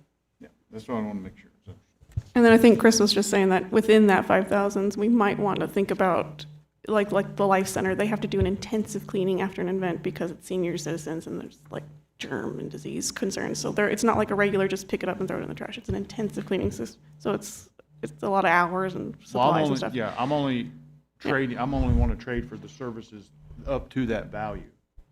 So like, Yeah. if we're only going to give them 5,000, but the event costs 7,000, then they would still be responsible to pay the 2,000. And that would, that's what I'm after. Okay, any other questions or comments on that? I'm kind of more in favor, because if the comptroller's office has to create a whole entire new system for that trade, I mean, what's the difference, in my opinion, writing a check to them for $5,000 and them just writing a check to and keeping it all a clean system? If they're gonna have to pay it anyway, if it's coming, if they're only allotted $5,000, I'd rather just write a check for $5,000, and if they have to write a check to Rafter 3C for $3,500, and they do that, and they have $1,500 elsewhere. Because if they have to come up with a whole entire process to do that, and just in my head, keeping track of, oh, well, this year, we'll just use FOG as an example, because we, that $500 credit for, and that's like kind of a one-off, but in general, keeping track of who got what on each year, and this year they used the multi-purpose room in this room, but they're only gonna use this room this time. I would rather just write them a blank check. Okay, and I didn't think it was going to be that complicated. I thought it was like we agreed to donate money to someone, and instead of giving them the money, we just do a trade of services, and it's a matter of a computer click to move the amount from that department to that department. And maybe it's a little bit more complicated than that, but I do simple bookkeeping, so. Well, we would have to know when the event was and what actual services they were actually getting and the cost of that, because you're looking at a park, for example, if they were using the 3C, it would be the Parks and Rec budget compared to the general fund budget, which the general fund should be getting the expense because they're donating it, whereas if you just give it you give it to them free, then Parks and Rec's incurring the expense but not getting the revenue, if that makes any sense. And I would just add that we have a long way to go through this process, and a lot of these numbers in this might change, so we can say we're gonna shift this money, but we're a long ways from knowing what we have. I'm just attempting to get the structure of that account situated is what I'm concerned about. And that's fine. So any other questions on community support? If not, Alexa, jump to your next one, water resource or indigent defense. Let's go to indigent defense, because that's pretty straightforward. The only increases were for contractual increases with DID's legal representation. So we renegotiated with Charles Woodman. He's in 2 of these budgets. He asked for a 20% increase this year. He hasn't had an increase in at least 4 years. Sue Savan, she actually renegotiated last year, and we don't ever hit her like full total, so that's not too big of a concern. But the other 2 accounts also involve public defenders, who I believe I increased a little bit because of that comp study coming through, and we're getting additional public defenders, and I just wanted to make sure that we, even though there's no salaries in this, there are salaries factored in, and that's going to go up. So, any questions on that one? Any questions or comments for indigent defense? Okay, we'll go to water resource. Yeah, these ones are mostly offset by reimbursements, like the UCSGS. That one is offset not fully. No, that one is offset fully. CWSD is not offset fully. So most of these are exact contract amounts. Some of them, the CWSD, there's a little bit of leeway because we might be responsible for it. It's usually about $3,000 to $5,000 each year over the agreed amount that we get reimbursed for, but we cover about 3,000-ish each year. And then for the TDR program, the Navy Conservation Easement Program, that's an exact quoted number from the Navy, and they're aware that we're not going to be budging on that amount. So they do have a couple of properties this year that they're not sure they're going to be able to complete because of the government shutdowns. But they know that if they don't complete them within our fiscal year, we're not going over that number. So they'll have to choose which properties they go forward with. Any questions on that one? So on that number, that's the number you anticipate that they're going to reimburse, that what's put in the budget, or is Yeah. it going to be reduced? That's the Okay. exact number they gave me for the TDRs?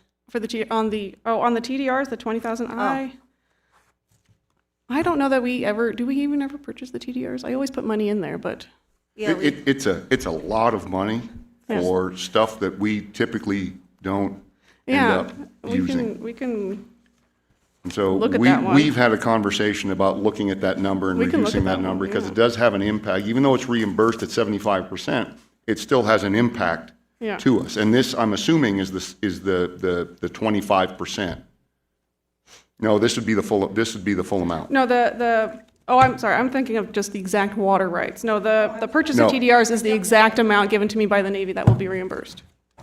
For the, And- well, and I so mean, they- anticipating that the appraisals come back close to those numbers. It's never going to be, it's predicting the future. But what you're saying, if I understand you right, they have properties in mind that they are moving forward on, and this is the anticipated reimbursement amount for those properties, if they go through. Yes. Yeah. Okay. So what kind of say do we have? If we don't have any money and we don't want to do this, do we have any say in that? Anyone? I think we are all. Yes, I mean, the county commission approves each and every one of these purchases, and we do not have a requirement to purchase any. And so if the county can't do their portion or through the budget process chooses not to, we would then kick it to the Navy to say, this is the maximum the county's going to contribute. You can either continue to purchase more as they have previously by upping their percentage, or they can reduce the number of purchases they choose to make. Okay. All right. I just wanted to make sure that That we would be had easier to budget for. Yeah. If we just went and said, look, this is what we've got. Absolutely. And is that something we tell them at the very beginning, so they don't do a bunch of work, and then we tell them no, and then they get mad? I mean, it isn't something that we have because we've had a longstanding agreement at the 75-25, but it is something that we would communicate to them as soon as we decide on the number. But I do remember at one point in time, we had a 90-10 contribution as well. We had 90-10, I can't remember the years, but it has happened. This has happened several times before. I'm saying there's flexibility in there, is I guess what I'm getting at. Okay. I just don't want them to start it thinking we'll approve it, and then we didn't approve enough money and we run out of money.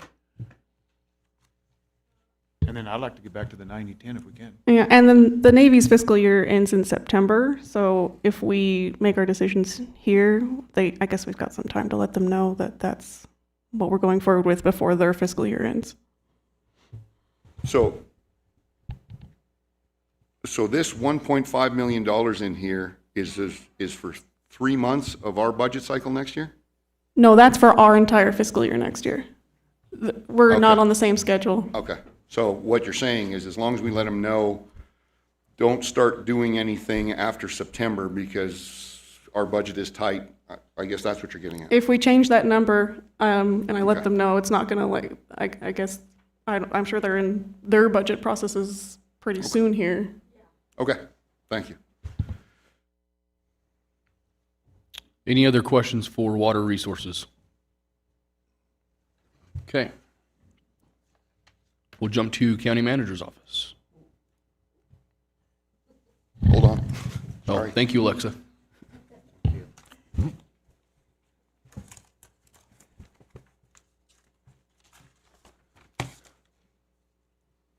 Okay.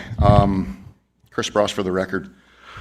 Our salary, our department head salary is, the request is going down only because of the step from the previous county manager to myself. We do have Carly on this as other salary and wages, and that's why you're seeing an increase there. However, much of Carly's time right now is being subsidized by social services. That's where she's working. We brought Carly in to take care of a lot of the grant stuff for SNPLMA, and obviously, we're not at that level yet.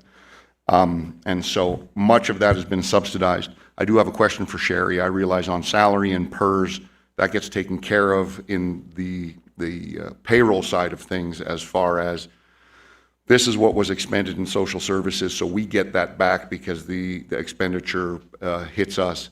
But how does healthcare work? Is that prorated at all, or because she is on our budget, that 100% of that healthcare stays with us? Okay. I believe they factor that into the Oh, okay. cost of the benefits when they charge back. Okay, perfect. So we have some increase in the salary. Coupled with that, we have an increase with the employee benefits. We have yet to know where all that is going to land based on the comp study. As far as our services and supplies, we've actually, sorry, I'm going the wrong way.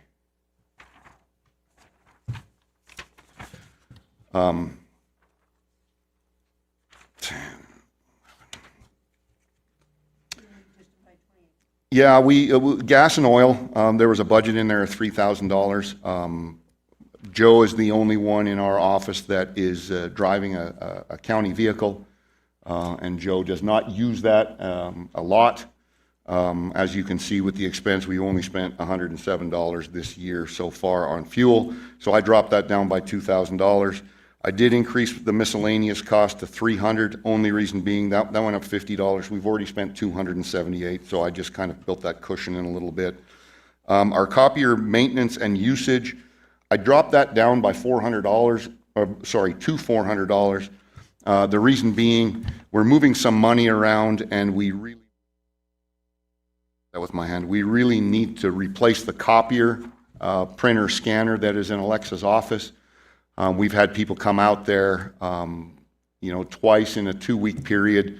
The heads aren't aligning anymore, so you get that red and blue shadow, and so we're dropping the copier maintenance because we don't think we're going to spend any more dollars on that copier, but we are looking at replacing getting a new one. So all in all, where in the heck? There it is.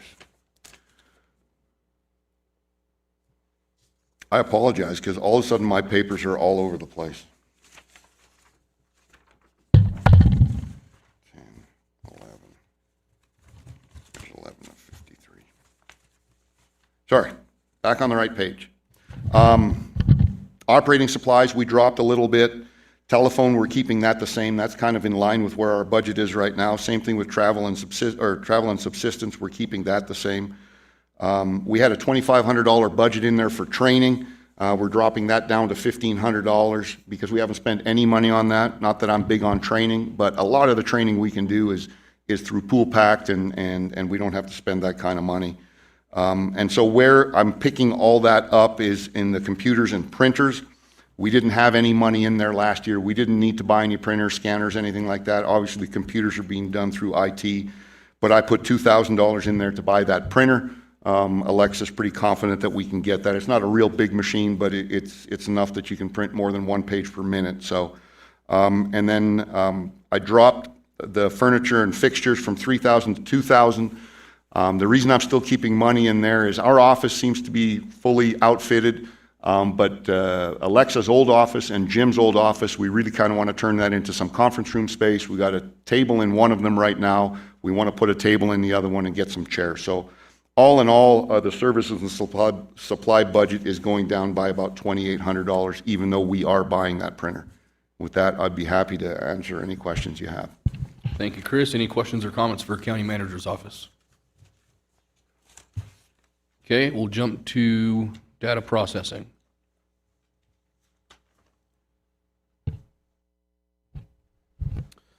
Thank you, Mr. Chair. Joe Sanford for the record. So looking at our data processing costs, you'll see that we continue to have standard escalations for the majority of our software contracts and agreements, which is to be expected. We do have some increases associated with our website maintenance and design. Some of that is going to ADA compliance aspects and software that we purchased last year and will be an ongoing cost moving forward. In addition, looking at the computers and printers, that is something that has been, I think, brought up several times already today. Back in the 2024 to 2025 year, we had actually budgeted $252,000 for that. We ended up only spending 53, and so a number of computers hadn't been purchased at that time. And I think that was related to wanting to keep pace with the Windows 11 update and not make a big slew of purchases and then have to immediately upgrade them. However, that has left, I think, some computers being unable to be replaced in the time frame that we would like. I've spoke with our IT professional, and we believe about $180,000 would be sufficient to bring all of our computers up to the 5-year date. That is a substantial increase of about $86,000 over this year's budget. I would like to note we currently do not have any capital outlay budgeted. That is something that doesn't appear to be a need for this year. However, we have had substantial costs in that previously, and so it is something for us to keep an eye on.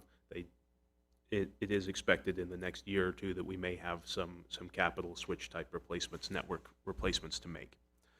Finally, there is a repairs and maintenance line item.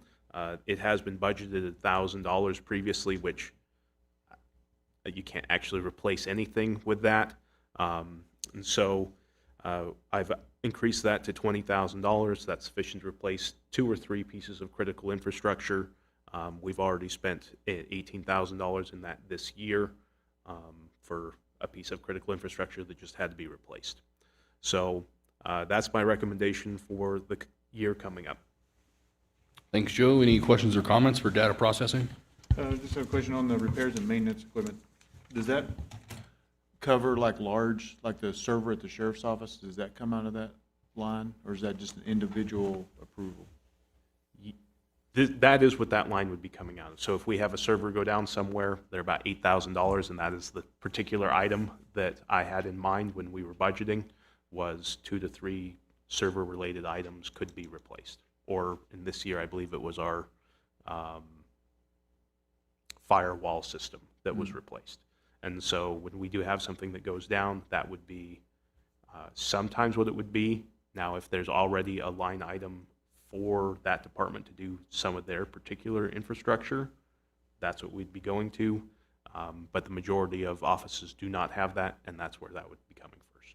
I'd just like to make sure that the line has enough money to cover our most expensive item, that we have if we can, or start getting it there, I guess. Okay, yeah, and we'll be working on that. Sometimes some of those servers and things are like our E911 system, and that actually has a separate pot of money that we use to replace it, and so it would depend on where exactly it went down. But yes, that is something that if it is consistently low or insufficient, we will be coming and asking for more money next year. All right, thank you. Mr. Chair. Go ahead. Chris Ross. After the discussion we had with the sheriff, I'm assuming that laptops are not included in this cost. I mean, we're trading dollars from one department to another. It's no impact to the county, but I'm assuming you would have to add that to here, or have you already done some calculating based on the IT sheet and schedule that some of those are already included? So this was to get all computers. My understanding is that they were included on our master list of equipment, including our laptops for them. I know that was discussed with me that these were getting old, and so I believe that number was included on our master sheet. This is to replace ones that are more than 5 years old, and so it wouldn't bring things down to say, by the end of next year, they will be 6 years old. And so if we're trying to replace faster than that, we would have an additional cost. Can you communicate with the sheriff in the next couple of days to make sure where he's standing and what you've got, and make sure they both jive? And if we're going to actually ask the sheriff to reduce his budget and move that over, I want to make sure that that's in yours. Absolutely. Okay. Any other questions? Okay, we'll jump to HR.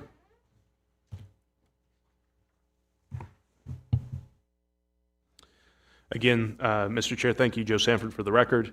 This one is a little bit easier than the last. Relatively flat budget. We have made some minor increases. One for contracted services has been increased by $1,000. That is for our drug tests and for third-party hiring requirements. The recruitment and advertising budget has been increased by $2,500. Historically, it's actually been higher than that, but it was reduced in the 26 budget. $2,500 is sufficient to do a department head related recruitment. Typically, that is the only level of employee that we do expend recruitment dollars on by advertising regionally, as well as providing some potential costs for bringing people here. So far, we've done one position for about $2,100. This would be sufficient for 2 positions.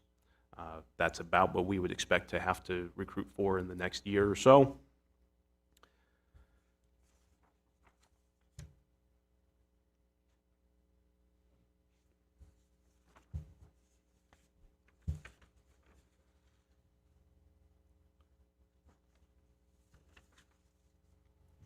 Again, we've reduced our furniture and fixtures budget by about $1,000. We've been able to acquire the majority of our furniture and fixtures for our offices through the Drum Building repository of state equipment, which has been nice. There are a huge number of desks and tables and essentially filing cabinets, everything that we could need over there.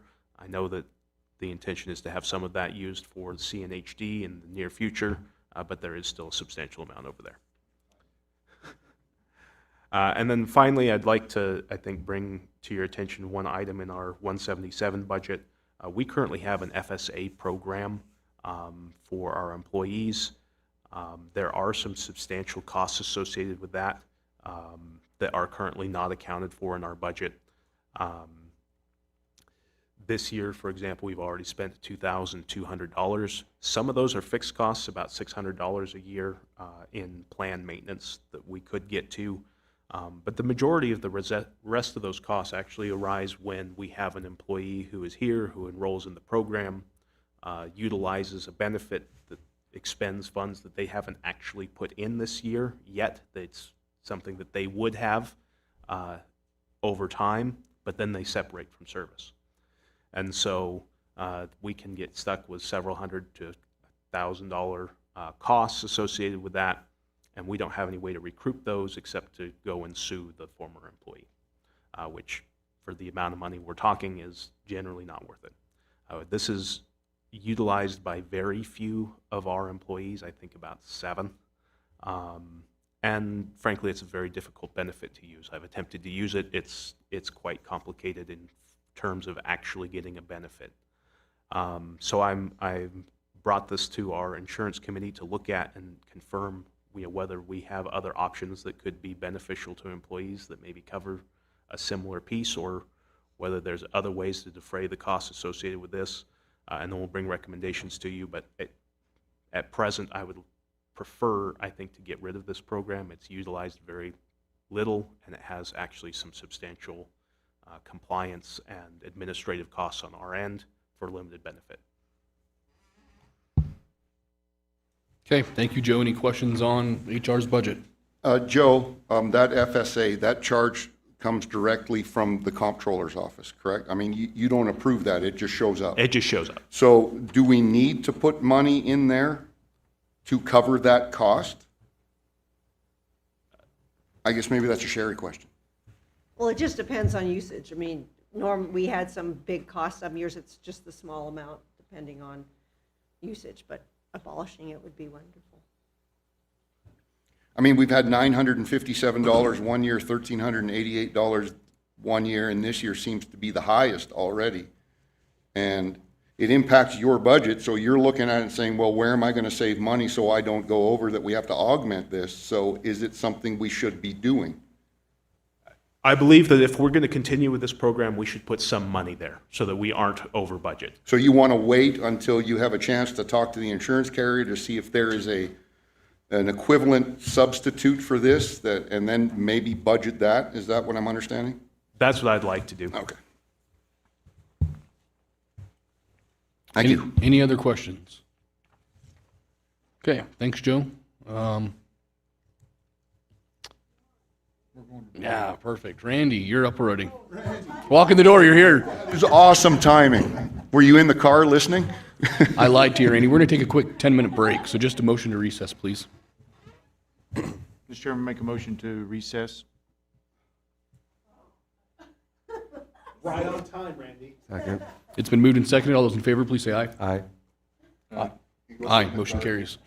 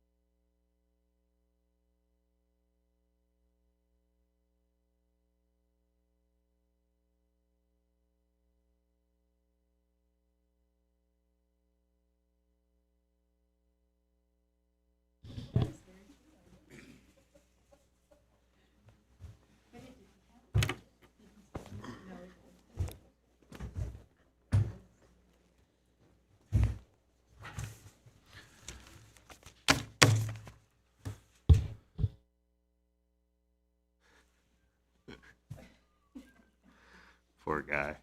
Oops.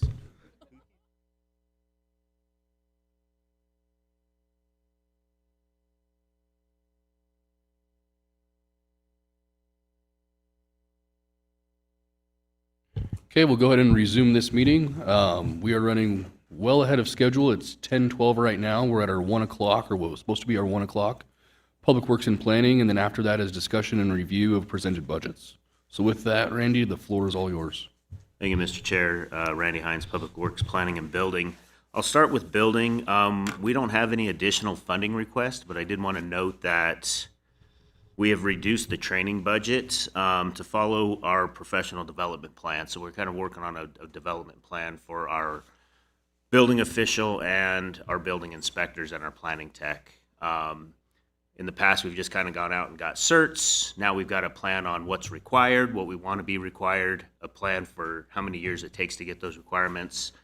And then additional training would be more practical training, right? Instead of just going out and getting certs, we'd be doing like a framing class or something that they can get their continuing educations, but it's something that's practical for what they do.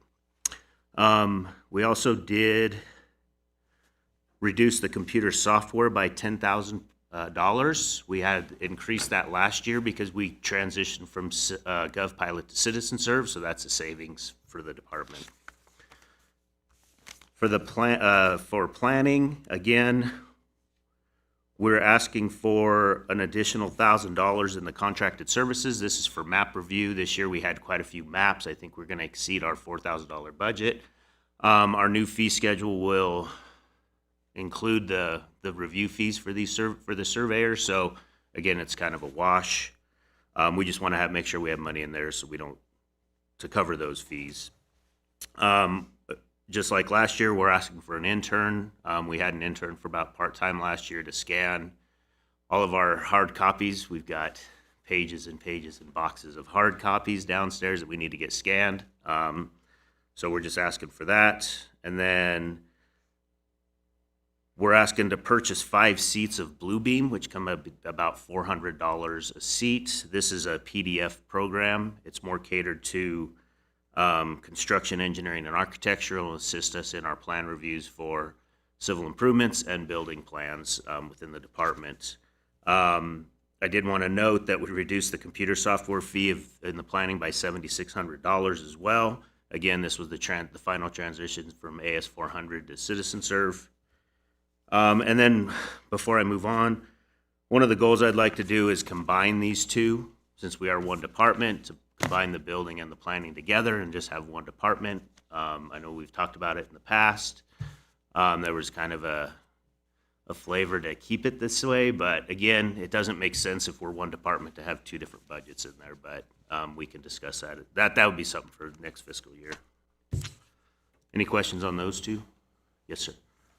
This is for both building and planning. There's no notes here because the budget stayed the same, but you have some money in the computers and printers on both of those. Yes. Can you let me know what those are? The computer and printers for the building are for our plotter. Our plotter costs about $400 a month for maintenance agreement. We're in the process of trying to figure out if we can cancel that agreement.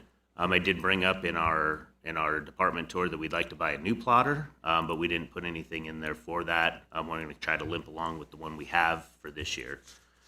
The other one in the planning is for our, when we moved over there, we didn't have an all-in-one printer. We needed it for all of our publications, notices, all that stuff. So we have an all-in-one printer that we have a lease on over there. So. And then your Bluebeam is in your computer software budget? Correct, and that went down to $18,000, and we added the $2,500, which came up to $21,000. Is that being split between the 2 departments? Yeah. Per Yep. person in each department? 2 seats in, I think it's 2 seats in building and then 3 in the planning. Thank you. I have one question. On your intern, is this going to be a project intern? In the past, they were projects, so you had them like for a year to do a project. Is this a project, or is this going to be a permanent intern? The project is to get all of our stuff electronically, so if we want to call that a project, yes, it'll be a project. It's not like a specific project, but you're gonna, if you wanted to keep her past this fiscal year, you would have to bring it back again? We would bring it Okay, back, just wanted to correct. clarify. Thank you. Any other questions? Just talking about that interim, I don't want to approve anything that prohibits that person from doing whatever he needs done. So like, I don't want to call it a project and let her only work on that project. I want her to be able to do whatever he needs done, so everybody you need to work. Yeah, that was not the Okay. intent. It was All right. just if it's just for this fiscal year or if it was for the next Just fiscal want to year. make sure. Perfect. Thank you. Thank you. Any other questions? Okay, go ahead, Randy. So water, the only thing in here that we're asking for is, the $25,000 increase on and this is to cover the actual fees for SPB. I think this was a miscalculation on my part last year. And then when I started going through my calculations, we're gonna be short if we don't adjust that. And then I'll follow up, we've got the golf course water treatment plan is currently 70% done, phase 1. We'll be finishing that up, hopefully by August of this year. For phase 1, there's about $1.5 million to finish in that project. Again, that's all grant funded, so nothing coming out of the budget. Just wanted to keep you guys informed. And then we'll just have to kind of look for funding for the phase 2 portion of that. For the wastewater, again, it's minimal we're just increasing the fuel for our crane truck. We actually got the crane truck. It's a county truck. We got them a gas card. They were actually buying gas with their credit card, so we just got them so they could buy gas or get gas from the road department. Everything else is staying the same, but I did want to note that we're working on. I'm working with SPB to do a strategic plan for repair and replacement of the aging parts. As you guys were aware, we went out to the Moody plant, and there's a lot of parts that have been robbed from other areas that need to be replaced. There's a lot of parts that plant's about 18 years old. We need to start looking at repairing, replacing. We do have line items for infrastructure and equipment in both water and wastewater. About $112,000 for water and about $160,000 for sewer. In the past, we generally haven't used those dollars for this. I think we're kind of limited on our capital budget line, budget being like anything over 3,000 gets capitalized. So again, whether we take that money out and do it with the capital, there's not much that we can buy for that plant that's under $3,000. So I mean that if we have this 112 and 160, I'd like to have this strategic plan, have these funds that are available, use these funds to achieve our strategic plan to get these plants up to working, to be able to work properly, and to have parts on the shelf just in case something does break. So I just wanted to bring that to your guys' attention. We're not changing anything at this point, but. Okay, any questions on water and/or wastewater? I just wanted to add a little color to SPB. Randy has to try to budget SPB for water and wastewater, but it really depends on what needs servicing and what doesn't. So some years it might be over budget on sewer and be under budget on water, and that's just a function of somebody trying to make their best guess at the beginning of the year how that money's going to be split. So the department has typically just looked at that, even though they're two separate accounts. They've typically always tried to look at that as kind of one cost, and as long as it doesn't exceed the total combined cost, we kind of consider that to be a success. So if you see them being over and under, it's not just as easy as saying, well, you need to peel some money out of that because you were $40,000 under budget. It's because we were probably $40,000 over budget on the other one. So, Randy, do you have a specific list of parts that you would like to keep on a shelf? Because there's a leave time on some parts that, I mean, we don't want. Yeah, that's exactly what we're working on right now with SPB. Again, we're meeting next week to work on compiling this list, and we'll have a list for each plant. The guys already have a list. We've just never formally prepared it, so that we're working on now. Any other questions? Okay, thank you, Randy. We'll jump to review and discussion of presented budgets today.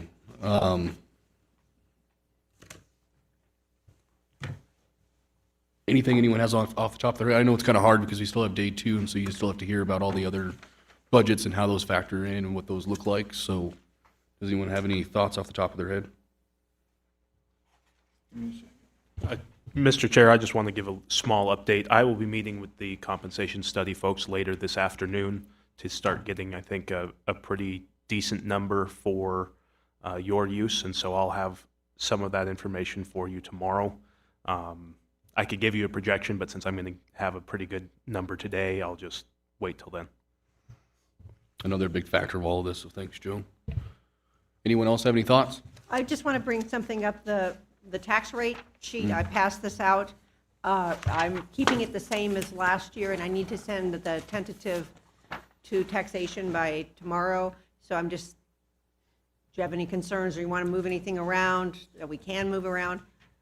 None of the tax rate is completely covering, well, except for probably the senior center or the life center. The other ones are funded in addition to the sales tax and property tax.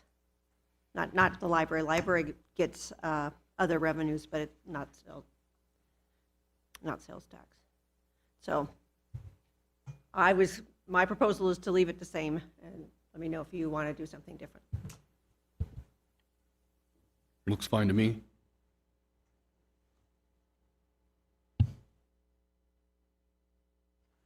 Joe, do we know when the fire equipment apparatus levy expires? This year. Or Eric, Commissioner Lakey, do you know? My understanding is that it expires at the end of the next, or The I end of guess this? end of this fiscal year.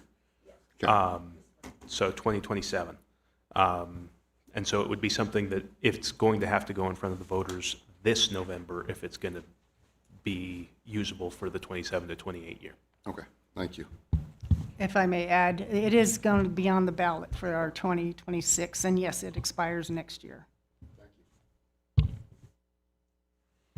Okay, any other questions or comments? I was just going to add the preliminary numbers have come out. Of course, we have the 3% cap up, but I believe the tentative number for the alternate cap is 5.5. So that shows that things have kind of leveled out from the 8% they were the last few years, and now it's the 5.5. But we'll see where it ends up at the end. That's a preliminary number.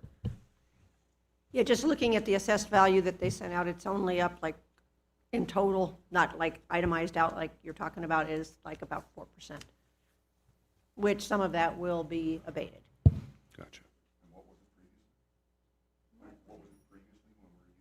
Last year's 5.8. Okay, any other questions or comments? Okay, we'll move on. This is the last time for public comment. Is there any public comment? Okay, seeing none, we stand adjourned. Thank you.